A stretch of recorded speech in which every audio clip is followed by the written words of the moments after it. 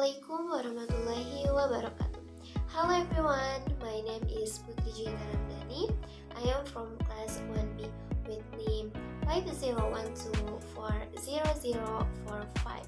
Oke, jadi teman-teman, perkenalkan saya Putri Juita Ramdani dari kelas 1B dengan NIM 501240045 Fakultas Ekonomi Program Studi Akuntansi.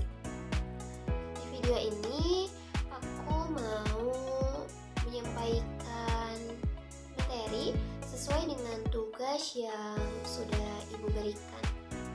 Nah, untuk videonya aku ngambil yang Mr. Michael, English Communication Coach.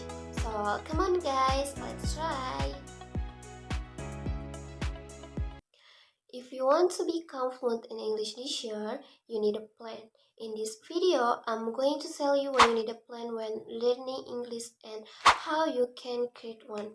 I'm also going to give you 7 different language techniques which you can use to improve your English more quickly and efficiently. I know when it comes to learning English, it seems like there's a lot of information out there, too much information. It can be really overwhelming and often you don't know where to start. But don't worry, in this video I'm going to be very specific and tell you everything you need to know to create your own custom study plan. Now, before we talk about this, I want to talk about why you need a plan. Let's imagine driving a car. You probably know where you're going and you have a destination in mind. Maybe it's work, the beach, or another city. But wherever it is, if you want to reach this place, you need to know road to take. Maybe you use a GPS or maybe you use a map. But before you start driving, you figure out which path you're going to take and how you can reach your destination. Learning English is no different. In this case, your goal is fluency or Z2 level. Well, this is where we need to talk about how to create a plan. Everybody's plan when learning English will be slightly different. And the reason for this is everybody has different needs. Maybe you're learning English to get a better job, or maybe you've just moved to the US or the UK and you want to improve your fluency to fighting and sound more like a native speaker. Now, how do you figure out what your needs are? All you need to do is ask yourself the question, why? Why I am learning English? Your answer to this question, this is reason you're learning English, and when you create a study plan, you need to focus on this reason. So, let's look at the 7 skills you need to practice. If you want to reach this level, you're going to have to focus on reading, writing, listening, speaking, grammar, vocabulary, and pronunciation. Now that we've listed these 7 skills, I want you to look at each and think honestly about how good you are. How well do you know these 7 skills? I want you to rank them each from 1 to 7, with 7 being the words.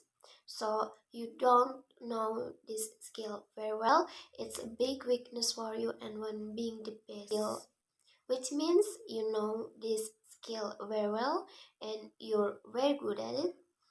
Be honest with yourself because it's really important for the next part of the exercise. Let's say reading skills aren't that great, but they are also not horrible, so you give yourself a 3. Now, let's say writing is actually one of your stronger skills. You're very good at it, so you give yourself a 1. But on the other hand, your speaking skills are really not great. You feel nervous and you can't find the right words when you speak, so you give yourself a 7.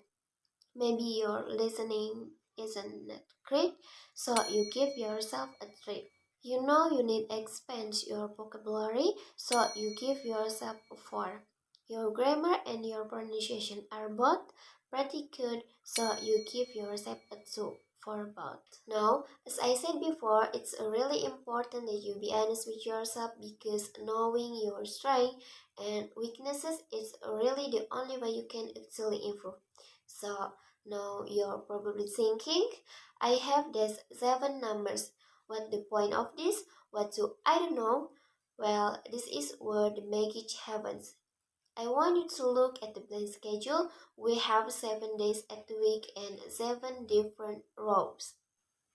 Which of those numbers you choose represent how often you're going to practice this skill per week. So you give yourself a treat for reading. You could do this on Monday, Tuesday, and Wednesday. Since you're really good at writing, you don't need to practice in that much. You give yourself one, so you need to practice once a week. Let's say you have some time on Monday, so practice in that. You have problem speaking, you give yourself a 7. That means you need to practice speaking 7 days a week. Once you fill out this whole chart, if so looks something like this.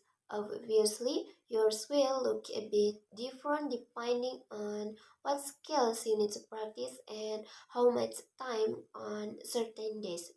For example, if you don't have much time on Monday, you can arrange this schedule so you can practice one skill on Monday. But then practice for other skills day you have more time.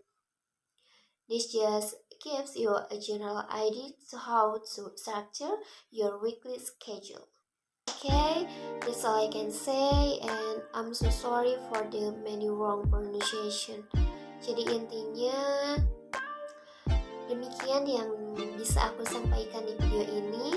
Mohon maaf yang sebesar-besarnya atas banyaknya kesalahan dalam pengucapan kata. Mungkin segitu saja.